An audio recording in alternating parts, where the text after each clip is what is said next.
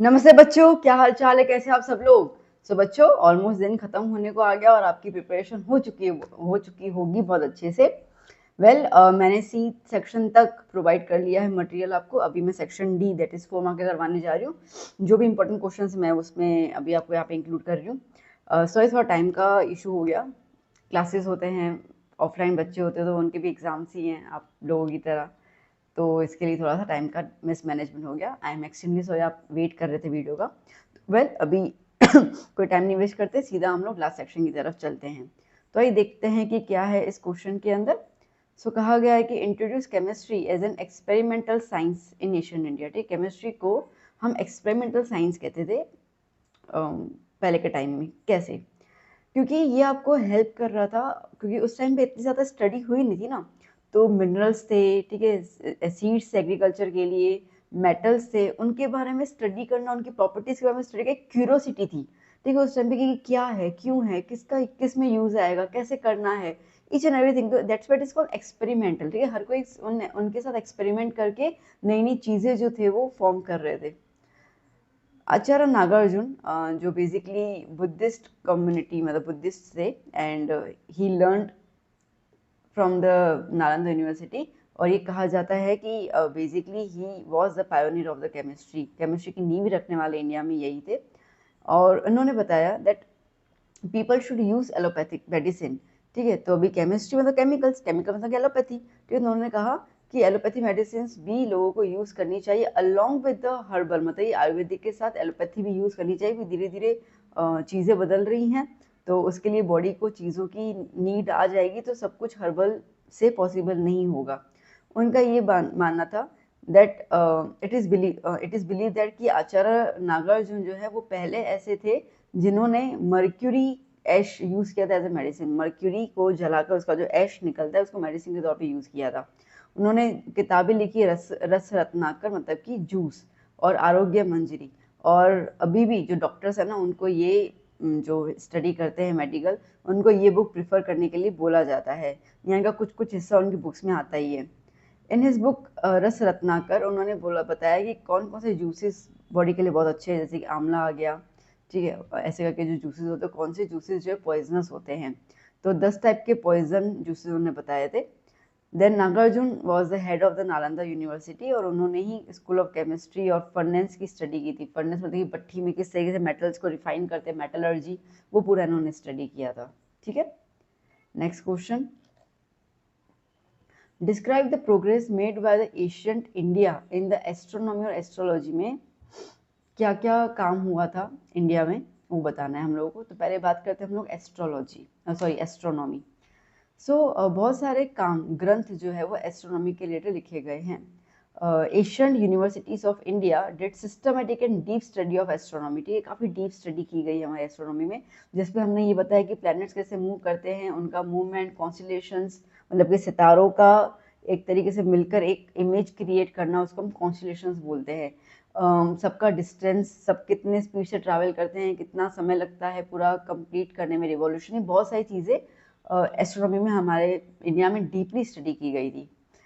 They use to make the several predictions. ठीक है, यहाँ तक कि प्लैनेट्स के मूवमेंट के साथ प्रेडिक्शन भी होने लगा। तो आपको पता है थोड़ा बहुत एस्ट्रोलॉजी भी इसमें आ ही जाता है ना।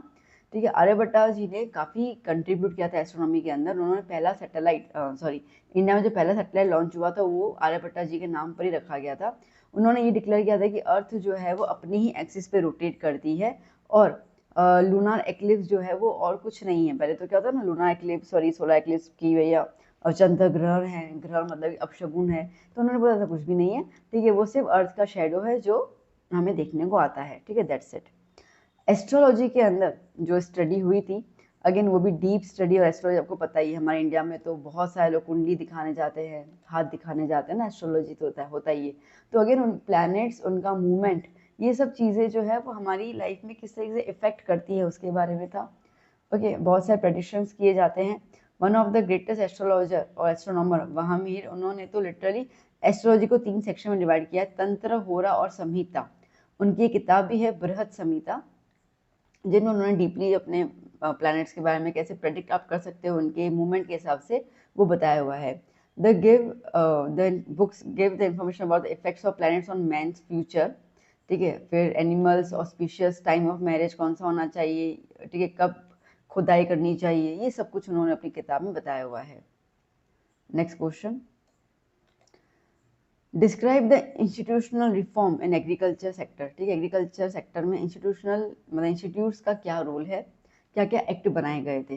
तो बेसिकली रिफॉर्म्स इन एरियाज जैसे कि लैंड ऑनरशिप, ठीक है, क्रॉप की सब्सिडी मिलना, ये सब चीज़ें गवर्नमेंट प्रोवाइड करती हैं।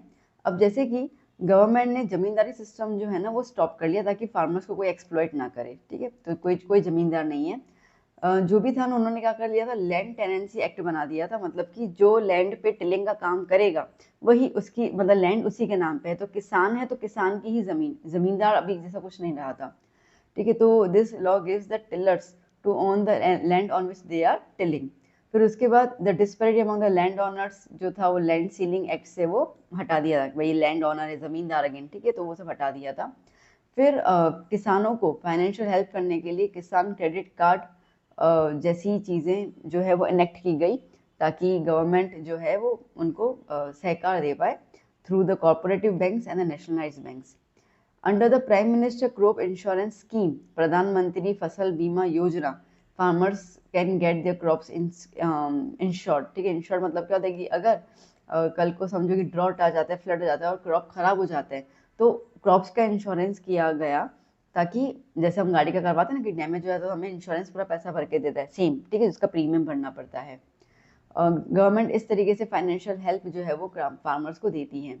The government has developed a system to conduct an open auction.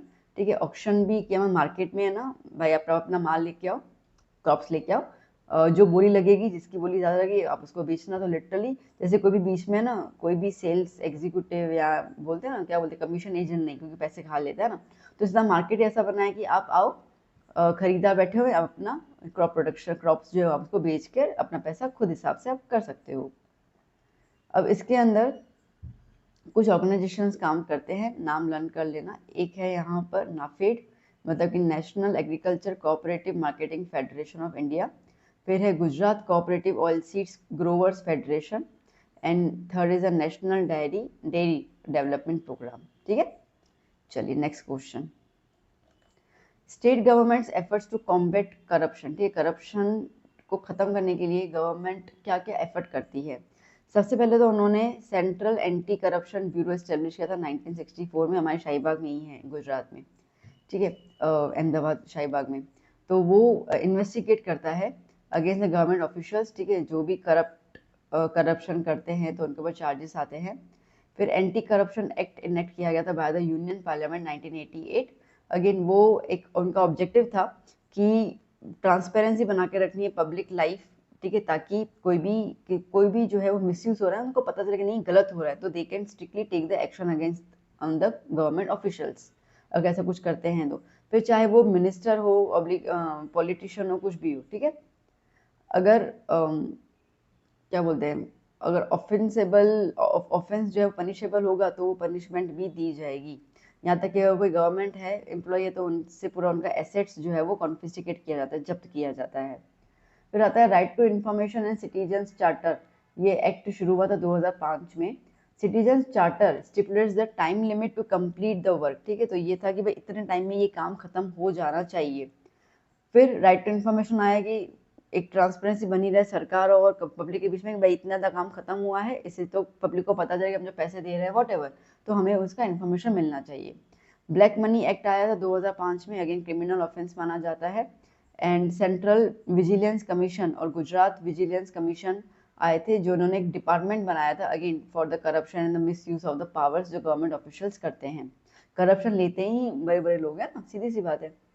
उसके अलावा दूसरे लीगल प्रोविजन है कि foreign exchange management act, money laundering act, section 132 custom act, and appointment of Lokpal और लोकायुक्त किए गए। लोकपाल और लोकायुक्त मतलब कि डिस्ट्रिक्ट और निचली लेवल पे अगर कुछ ऐसा होता है करप्शन तो वहीं का वहीं निपट जाना चाहिए, कोर्ट वगैरह में काफ़ी टाइम लग जाता है इसके लिए। Next question, describe the facilities available to disabled students from the government. ठीक है, गवर्नमेंट के थ्रू क्या क्या फैसिलिटीज जो है वो डिसेबल्ड स्टूडेंट्स को दी गई है। एक तो गवर्नमेंट स्कूल्स में हम जाते हो ना तो वहाँ पे रैंप फैसिलिटी होगी, डिसेबल्ड है तो वो व्हील चेयर पे जाते तो स्लाइडिंग के लिए जो रैंप आता है, ठीक है, वो फैसिलिटी प्रोवाइड की गई है। साइन बोर्ड्स, ब्रेल सिस्टम दिया गया है, एक्सेलरेटर फैसिलिटी दी गई है, इंश्योरेंस, हेल्थ इंश्योरेंस, ठीक है, रिसोर्स फैसिलिटीज, पेंशन, इस तरीके से चीज़ें दी गई हैं उनको। एजुकेशन प्रोवाइड करने के लिए अलग अलग टास्क दिया जाता है, ठीक है, उनकी टॉयलेट की फैसिलिटी भी अलग है नॉर्मल पीपल से। उनको इक्विपमेंट्स दिए जाते हैं like audio CDs, Braille text book, ठीक है, प्रिंटेड मटेरियल, व्हील चेयर वगैरह वो सब उनको दी जाती है, स्टिक्स दी जाती हैं। वर्ल्ड डिसेबल डे जो है वो 3 दिसंबर को मनाया जाता है, ठीक है। श्रीकांत मूवी देखी हुई आपने तो आपको आइडिया आ चुका होगा डिसेबल्ड का। Right a note on the world labour market, ठीक है, the phenomena of the international mobility of labour, ठीक है। तो वर्ल्ड लेबर मार्केट मतलब क्या है कि अगर कोई कंट्री गरीब है या अंडर डेवलप्ड है तो वहाँ के लोगों को पैसों की ज़रूरत है, तो वो लोग जो है ना वो दूसरे कंट्री में जाकर काम करने के लिए जाते हैं और वो पैसा कमाते हैं। That is consider as a mobility, मतलब मूवमेंट ऑफ लेबर, ठीक है। तो ये ग्लोबलाइजेशन हुआ, इसकी वजह से ये चीज़ काफ़ी फैलने लग गई। ग्लोबलाइजेशन ये अज्यूम करता है there is a free flow of labour across the world, ठीक है। अब इससे क्या होता है कि जो ब्राइट स्टूडेंट्स हैं और जो अच्छी फैमिली से हैं in India, they use to go इधर England America for the higher education. वहाँ पे उनको जॉब वगैरह अच्छी मिलती है, सैलरी काफ़ी अच्छी मिलती है, सोशल स्टेटस आ जाता है, कंफर्टेबल लाइफ होती है, तो वो फिर आते नहीं हैं। बट देखो हर सिक्के के दो पहलू होते हैं ना।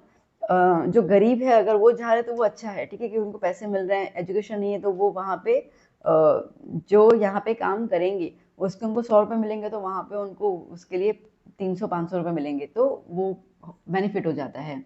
पर यहाँ पे अभी क्या हुआ ना, उल्टा ये हुआ कि जो अच्छी खासी फैमिली से लोग बिलोंग कर रहे हैं वो भी जा रहे हैं और फिर वापस इंडिया नहीं आ रहे, तो which is consider as a brain drain, ठीक है। ब्रेन ड्रेन मतलब कि हमारे इंडिया का इतना होनहार बच्चा वहाँ चला गया, ठीक है।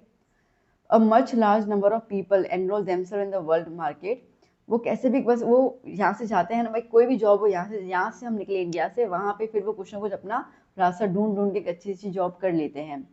So the world has become a single market. अभी देखा जाए तो पहले के टाइम था वो अमेरिका 7 समुंदर पार रहता है, अभी तो एक वर्ल्ड एक पूरा सिंगल मार्केट हो गया है, ठीक है। Those seeking employment are willing to serve employers anywhere. तो जिनको एम्प्लॉयमेंट की ज़रूरत है उनको कहीं पे भी काम मिल जाएगा, जिसकी वजह से देखा जाए ना तो जॉब वगैरह अच्छे से मिल जाती है, ठीक है। हाई टेक्निकल एरियाज जो हैं आईटी सेक्टर की वजह से थोड़ा सा इम्प्रूव हो गया है। India is among the loser countries in the world labour market, हमारे यहाँ से ज़्यादा लोग चले जाते हैं ना। However remittance of the foreign exchange by the NRIs add to the, लोग जाते हैं पर ठीक है, फॉरेन एक्सचेंज के से जो पैसा आता है डॉलर्स में, तो वो एक तरीके का इकोनॉमिक डेवलपमेंट हो जाता है इंडिया के लिए।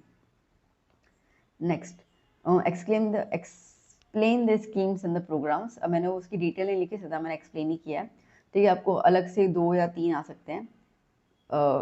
महात्मा Gandhi national rural employment guarantee act, MNREGA, ठीक है। ये बेसिकली बताता है कि इस एक्ट के अंदर फैमिली के एवरी फैमिली का एक इंसान को, ठीक है, मिनिमम 100 दिन का एम्प्लॉयमेंट देने की जो गारंटी है, ठीक है, वो गवर्नमेंट लेती है। उसके वेजेस जो है वो फिक्स किए जाते हैं एज पर द वर्क। अगर गवर्नमेंट ये नहीं दे पाती है उसको पूरे साल भर में, अगर 100 दिन का काम नहीं दे पाती है तो गवर्नमेंट को उसको अलाउंस देना पड़ जाएगा, पैसा बैठे बैठे देना पड़ जाता है। तो रूरल डेवलपमेंट एक्टिविटी जैसे हॉर्टिकल्चर आता है, ठीक है, लैंड को लेवल करना, ट्री प्लांटेशन करना, कैनाल्स को क्लीन करना, ऐसे से कुछ काम जो है वो गवर्नमेंट अनाउंस करती है, लोग वहाँ पे जाके काम करके आते हैं, उनको पैसा मिल जाता है। दूसरा आता है दीनदयाल उपाध्याय ग्राम ज्योति योजना। अब इसके अंदर बेसिकली दीन दयाल उपाध्याय ग्राम ज्योति, ज्योति मतलब इलेक्ट्रिसिटी, ठीक है। तो रूरल एरियाज के अंदर इलेक्ट्रिफिकेशन मतलब इलेक्ट्रिसिटी प्रोवाइड करने की यहाँ पे बात की गई है। 18,000 विलेजेस, ठीक है, जो बेसिकली उनके पास सप्लाई ऑफ इलेक्ट्रिसिटी नहीं था, उनको प्रोवाइड किया गया है इतनी विलेजेस को। डोमेस्टिक यूज एग्रीकल्चर वहाँ पे अच्छे से होने लगा बिकॉज ऑफ द इलेक्ट्रिसिटी, और सब्सिडी भी रेट में दी, मतलब उनका प्राइस जो होता है पर यूनिट वो हमारे मतलब अर्बन एरिया से उनका थोड़ा कम होता है, ठीक है। तो क्या होता है ना कि इजीली मशीन के थ्रू पानी को पुल आउट करना, इरिगेशन वगैरह ईजी हो जाता है, काम थोड़ा सा फास्ट हो जाता है। फिर माँ अन्नपूर्णा योजना, ठीक है, तो ये Antyodaya families in the cities villages, जहाँ पे 35 kg ऑफ फूड ग्रेन्स जो है वो फ्री ऑफ कॉस्ट हर महीने दिया जाता है उनको, जो बिलो पॉवर्टी लाइन होते हैं। उसके अलावा कुछ ऐसे लोग होते हैं जिनका थोड़ा सा अच्छा खासा काम चलता है, तो उनको 5 kg फूड ग्रेन्स बहुत कम रेट में दिया जाता है। फिर है संसद आदर्श ग्राम योजना।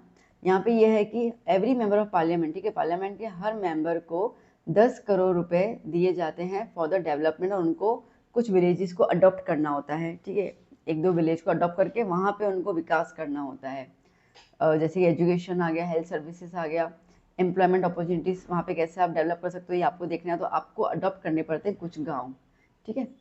फिर आता है मिशन मंगलम। मिशन मंगलम इसका मतलब ये है कि वुमेन को एंकरेज किया जाता है कि तुम खुद की मदद करो, बिकॉज एक टाइम पे गवर्नमेंट भी कितना कर पाएगी, ठीक है, तो आपको खुद को भी हेल्प करना पड़ता है, मतलब खुद आप कुछ काम करो, गवर्नमेंट आपको उसके लिए हेल्प कर सकती है, पैसा दे सकती है, जगह दे सकती है, ठीक है। तो स्किल ट्रेनिंग प्रोवाइड की जाती है औरतों को।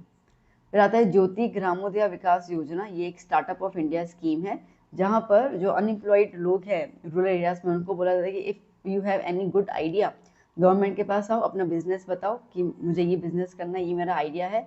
इफ़ गवर्नमेंट थिंक कि ये डेवलपमेंट के लिए काफ़ी हेल्पफुल है, तो वो पूरा आपको सब्सिडी देती है, मतलब पूरा पैसा देती है आपको काम करने के लिए। फिर आता है विजयपी बैंकेबल योजना, सॉरी विजयपी कह रही हूँ, वाजपेयी बैंकेबल योजना। It is meant for the unemployed persons, ठीक है, तकरीबन 18 से 65 साल के लोगों के लिए जिनको थोड़ी बहुत एजुकेशन आती है, मतलब प्राइमरी एजुकेशन कंप्लीट किया हुआ है, तो उनको स्किल ट्रेनिंग प्रोवाइड की जाती है, फाइनेंशियल हेल्प प्रोवाइड की जाती है, और इस स्कीम के अंडर उनको कोई ना कोई काम जो है वो दिलाया जाता है, बट पहले स्किल्स तो आएंगे तो काम करेगा ना। फिर आता है ग्राम दयाती भारत उदय। ये एक एम्बिशियस प्रोग्राम है। एक ये वाला और जो पहला मानरेगा था ना, इस पर थोड़ा ज़्यादा फोकस करना, स्पेशली अलग से पूछते हैं।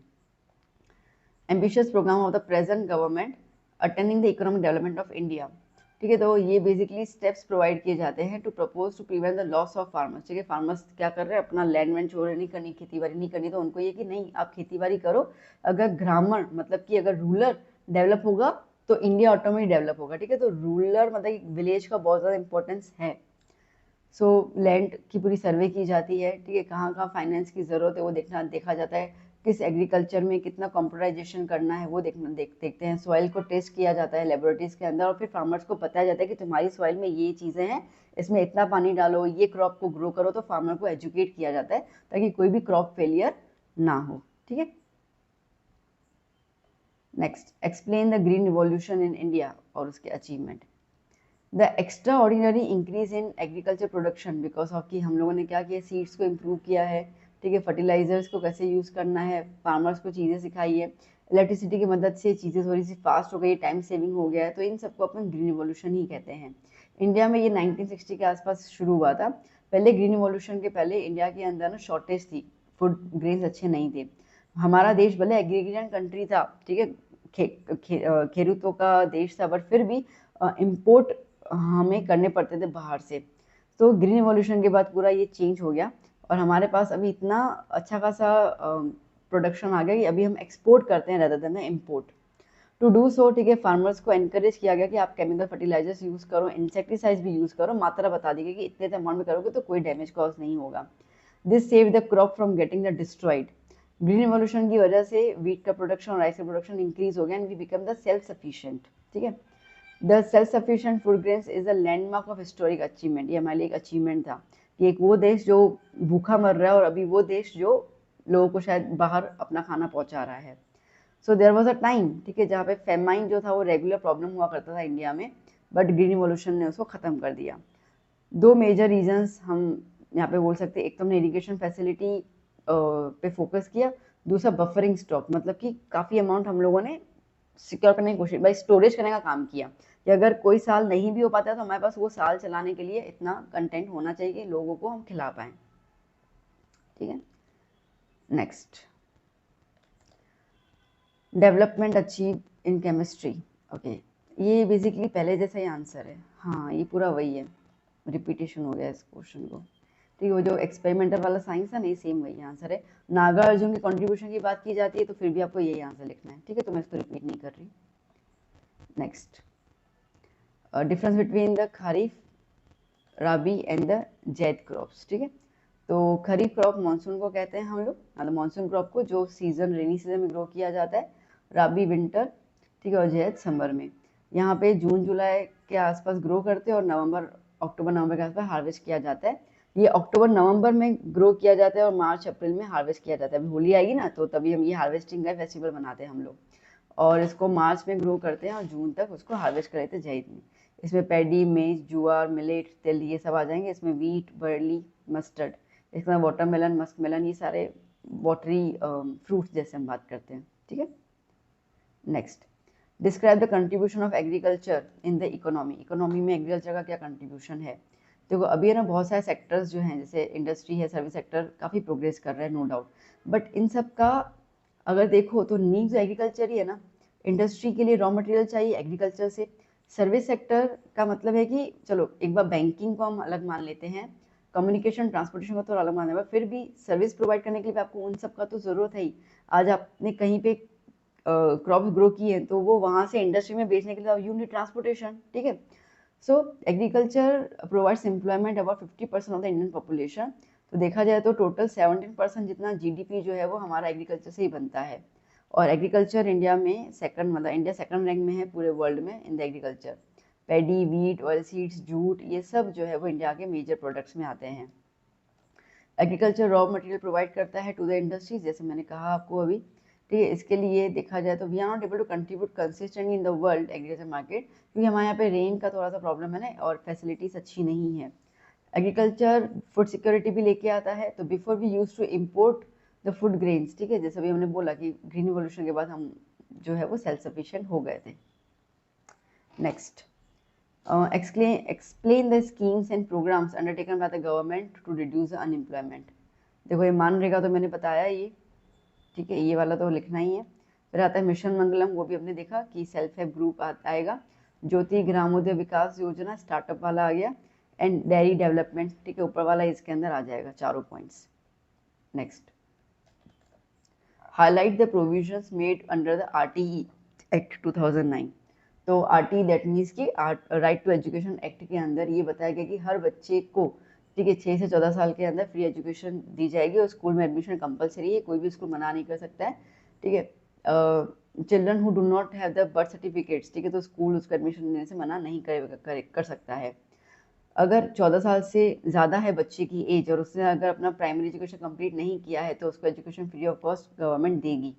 एडमिशन के दौरान अगर बच्चा 6 साल का है, मतलब 6 साल का होना चाहिए, अगर उसका सर्टिफिकेट नहीं भी है तो हॉस्पिटल रिकॉर्ड्स और एज रिलेटेड एफिडेविट से, ठीक है, एडमिशन दी जा सकती है। सो स्टूडेंट्स को एडमिशन दी जाएगी विदाउट एनी डिस्क्रिमिनेशन। कोई भी फीस, कोई डिपॉजिट फीस, एडमिशन फीस जो चार्ज नहीं की जाती है। At the time of admission neither children nor parent should be interview, ठीक है, किसी का इंटरव्यू नहीं लिया जाएगा, इसको तो कुछ नहीं आता है, इसको थोड़ा इंटरव्यू देंगे, एडमिशन देंगे, ऐसा कुछ भी नहीं है। कोई टेस्ट कंडक्ट नहीं की जाएगी, ना पेरेंट्स की ना बच्चों की, ठीक है। To see the children of age 3 to 5 years they also get the educated, क्योंकि रिवोल्यूशनरी स्टेप में तो घर में ही थोड़ा बच्चों को किया जाता है और नर्सरी वगैरह में डाला जाता है। As a result rules have been framed providing a special training to the pre school teachers, ठीक है। अब प्री स्कूल टीचर के लिए मॉन्टेसरी ट्रेनिंग आती है, जहाँ पे टीचर को सिखाया जाता है कि छोटे छोटे बच्चों के साथ कैसे डील करना है आपको। इस एक्ट के अंदर, ठीक है, provision have been made for the children of the weaker section of backward classes. So student of these caste and tribes, ठीक है, उनको बीपीएल के कैटेगरी में दिया जाता है और उनको भी एजुकेशन देना ज़रूरी है। School teacher are not allowed to take the private tuitions, ठीक है। अंडर क्वालिफाइड टीचर्स जो हैं वो उनको लाइक 5 साल के अंदर जो भी क्वालिफिकेशन चाहिए टीचर को लेके वो उनको एक्वायर करनी है। Any teacher who has not completed his primary education वो can not be terminate from the school until being transferred, ठीक है। इन प्राइवेट प्राइमरी स्कूल्स जो फीस होगी of children belong to SC and ST वो government पे करेगा with some fix conditions.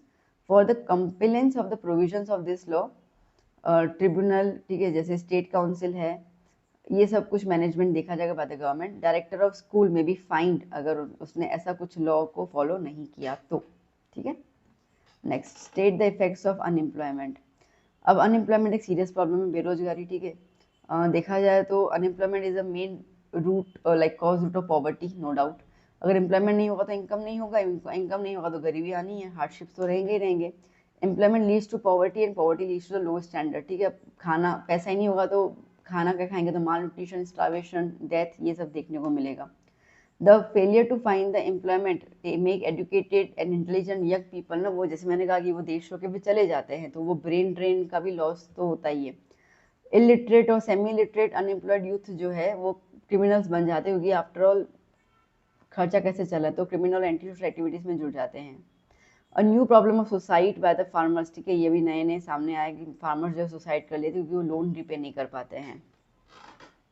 Next, which juvenile rights are included in the institution? The United Nations adopted the charter act of children's right in 1992। अब क्या क्या है उसके अंदर? ये है दैट हर एक बच्चा जो है उसको जीने का अधिकार है without any discrimination of caste, colour, creed, nationality.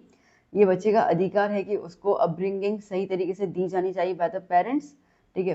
Parents से बच्चे को कभी भी सेपरेट नहीं कर सकते हैं हम लोग। It is a legal right of the child कि उसको एजुकेशन मिलनी चाहिए। Every child has a right to live the healthy life, ठीक है, अच्छी खुशहाल ज़िंदगी उनको मिलनी चाहिए। Every child has a right to conserve his culture, ठीक है, कल्चर, कम्युनिटी, रिलीजन, उसको जो फॉलो करना चाहे वो कर सकता है। Okay, has a right to protest against any physical, अगर कोई मेंटल टॉर्चर, फिजिकल टॉर्चर है तो उसके अगेंस्ट वो आवाज़ उठा सकता है। Every child has a right to obtain security and proper standard of living, ठीक है, तो मेंटल, फिजिकल और मॉरल डेवलपमेंट के लिए। Next, write a short note down. एक दो आपको ऐसे कुछ आ सकते हैं, थोड़ा सा ध्यान दे देना इनके ऊपर। मैंने अब शायद इसे पैडी नहीं यूज़ किया, भूल गई मैं। कॉफ़ी प्लांटेशन, ठीक है, तो कॉफ़ी प्लांटेशन के अंदर मैं आपसे रिक्वेस्ट करूँगी ये इस चैप्टर में जो दूसरे प्लांटेशंस भी हैं ना, प्लीज़ उसको गो थ्रू कर लीजिएगा। Coffee seeds are extracted from the nuts, ठीक है, आपको पता है वो सीड्स आते हैं ना उसमें से, ठीक है, और उसको हम लोग फिर क्रश करके पाउडर करके drink like coffee as a drink के थ्रू हम यूज़ करते हैं बेवरेजेस के through. Coffee is grown on the mountain slopes, ठीक है, लार्जर ट्रीज इन सच अ वे कि डायरेक्ट सनलाइट उनके ऊपर ना गिरे वरना सड़ जाते हैं। रेनफॉल, मेन इस पॉइंट याद करो, 150-200 रेनफॉल सेंटीमीटर चाहिए, 15 डिग्री से 28 डिग्री जितना टेम्परेचर चाहिए, ठीक है, स्लोपी माउंटेन फॉर्म होना चाहिए। कर्नाटका वगैरह में ज़्यादा होता है, कुर्ग ज़्यादा आपको पता है, इंग्लिश का चैप्टर भी था, ठीक है। फिर आता है कोका। कोका एक बेवरेज है, ये बेसिकली सीड्स आते हैं कोका के, कोका फ्रूट के, ठीक है, उसमें चॉकलेट्स भी बनते हैं, डार्क चॉकलेट वगैरह उससे बनते हैं ना। Coca plants require hot and humid climate, ठीक है, और रेनफॉल ज़्यादा चाहिए उसको, तो ये अफ्रीका जैसी कंट्री में ज़्यादा देखने को मिलता है। उसके अलावा केरला, कर्नाटका, आंध्र प्रदेश और तमिलनाडु में। टी की बात कर लेते हैं हम लोग, तो टी प्लांटेशन में leaves of the tea are plucked, ठीक है, आपको पता है वो प्लग किए जाते हैं, फिर उसका पाउडर बनाया जाता है। ये पाउडर हम चाय में तो यूज़ करते हैं, आप सब पीते होंगे चाय। सेकंड लार्जेस्ट कंट्री है इंडिया चाय में, ठीक है, और ये ट्रॉपिकल और टेम्परेट जोन में ग्रो किया जाता है। इसमें भी स्लोपी लैंड्स चाहिए, ठीक है, जहाँ पे पानी बह जाना चाहिए, स्टेगनेंट नहीं होना चाहिए। ओके, आयरन के अंदर सॉइल के अंदर आयरन होना चाहिए, 20 से 30 डिग्री का टेम्परेचर चाहिए और 200 सेंटीमीटर की रेनफॉल चाहिए, ठीक है। कहाँ कहाँ पे आप ग्रो कर सकते हो इसको? आसाम, वेस्ट बंगाल, उत्तर प्रदेश, उत्तराखंड, ठीक है। कॉटन, कॉटन को हम लोग ना वाइट गोल्ड भी कहते हैं, ध्यान देना, ठीक है। अगर आपको आता है राइट शॉर्ट में वाइट गोल्ड, दैट मीन्स कि आपको कॉटन के बारे में लिखना है। Cotton is a cash crop of Gujarat as well as India, ठीक है, खरीफ क्रॉप है। ब्लैक सॉइल चाहिए कॉटन के लिए and hot and humid climate चाहिए, 20 से 35 डिग्री सेल्सियस टेम्परेचर, 30 से 70 सेंटीमीटर का रेनफॉल चाहिए होता है। Telangana, Maharashtra, Gujarat, Rajasthan, Punjab, these are the state जहाँ पे कॉटन ग्रो होता है। गुजरात के अंदर सुरेंद्र नगर, राजकोट, वडोदरा, अहमदाबाद, ये कुछ इंपॉर्टेंट डिस्ट्रिक्ट्स हैं। Cotton without seed is obtain from the cotton plant which is then use to make the cloth, और उसके लिए हम उसको बोलते हैं व्हाइट गोल्ड ऑफ इंडिया, ठीक है। Next question, right a short note on global market and Indian agriculture. देखो इंडिया ने ना ग्लोबलाइजेशन पॉलिसी को अडॉप्ट कर लिया और उनको लगा कि भाई अगर हमें ग्रो करना है ना तो हमें सीधी सी बात है अपने प्रोडक्ट्स को बाहर बेचना ही पड़ेगा और प्रॉफिट तभी मिलेगा। तो इसके लिए कुछ इम्पैक्ट्स भी हमें देखने को मिले। एक बात कहते हैं हम पॉजिटिव इम्पैक्ट। पॉजिटिव इम्पैक्ट का मतलब ये है कि भैया ग्लोबलाइजेशन की वजह से, ठीक है, इंडिया लाइक गवर्नमेंट है सिंप्लीफाइड इम्पोर्ट और एक्सपोर्ट के रूल्स थोड़े सिंप्लीफाइड कर लिए उन्होंने, जिसकी वजह से इंडियन एग्रीकल्चर को हेल्प मिल गया कि अपने प्रोडक्ट्स को प्रमोट करे to the national level, international level, sorry.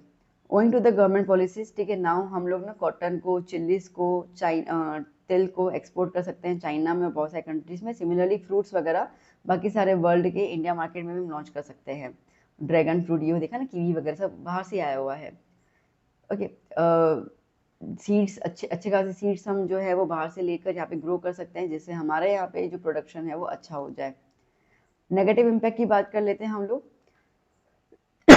जैसे कि turmeric are the unique and sold globally, there is now strong need for India to patent. ठीक है, अब कुछ ऐसी चीज़ें जो आपको पता है कि दूसरे किसी देश में नहीं है, तो आपको अपनी चीज़ों को पेटेंट करना ज़रूरी है, ताकि कोई और फिर उसको ग्रो करके या हमारे यहाँ से लेकर कहीं और वो उसको ना बेचे, तो पेटेंट करना ज़रूरी है। So moreover to compete with the international product, ठीक है, हमें भी कुछ नए नए पॉलिसीज और टेक्नोलॉजीज को यूज़ करना पड़े, ताकि हमारी क्वालिटी इंप्रूव होगी। अभी क्वालिटी बहुत देखी जाती है, क्वालिटी अच्छी होगी तभी तो आप एक्सपोर्ट कर पाओगे और आपका सामान बिकेगा।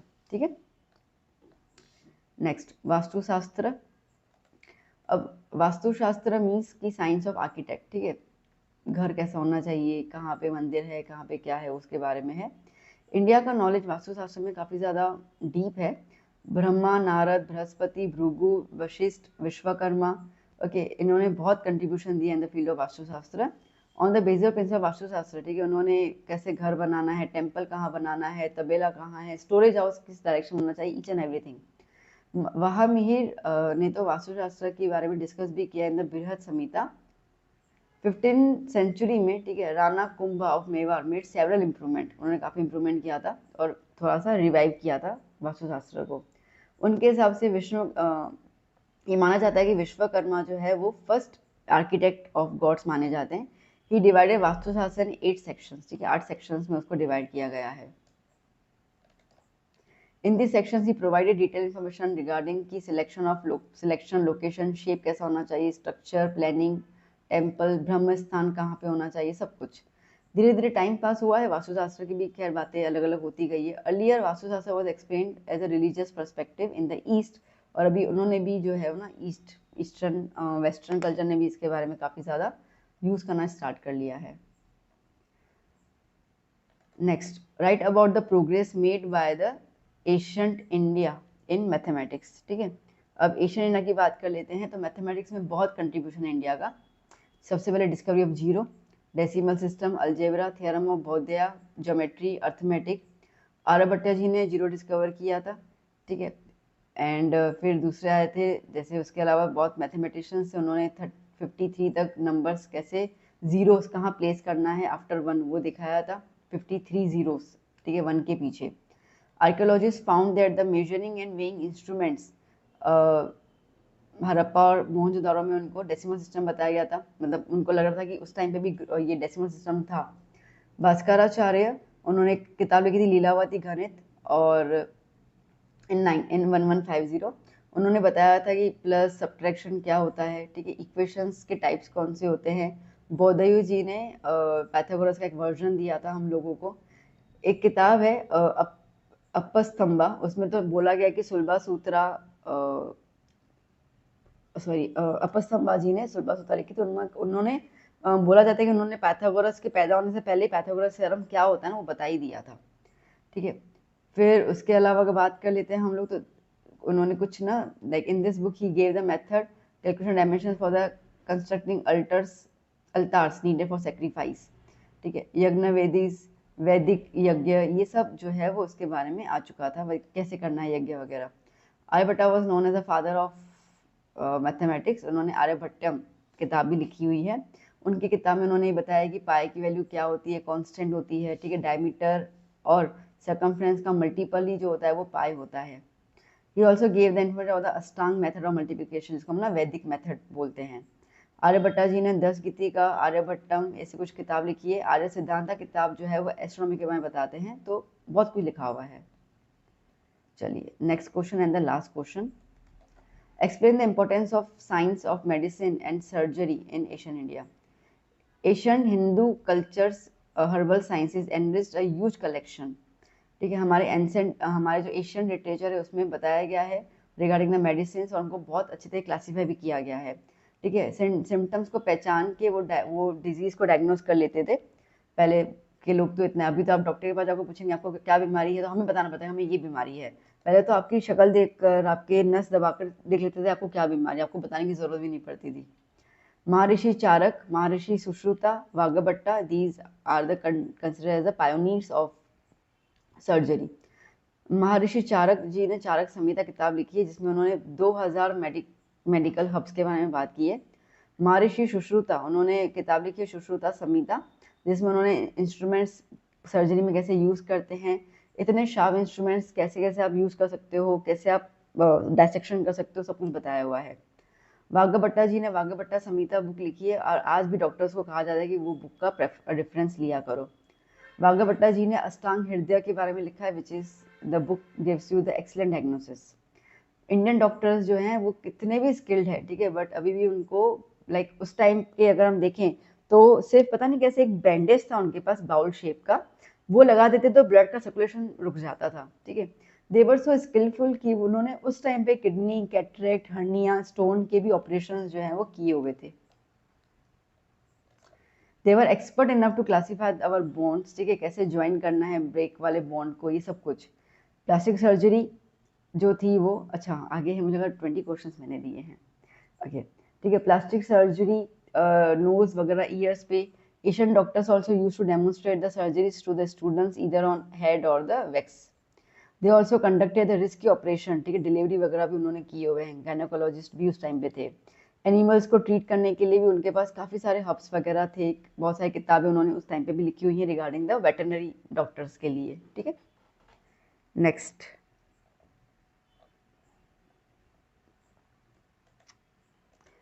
Explain the types of farming या टाइप्स ऑफ एग्रीकल्चर, ठीक है, दोनों आ जाते हैं।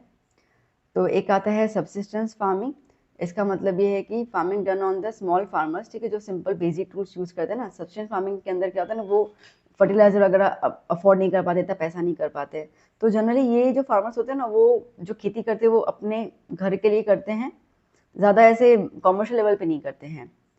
फिर आता है ड्राई फार्मिंग। ड्राई फार्मिंग के अंदर सीधी बात है, farming done by using the moisture accumulated with in the land.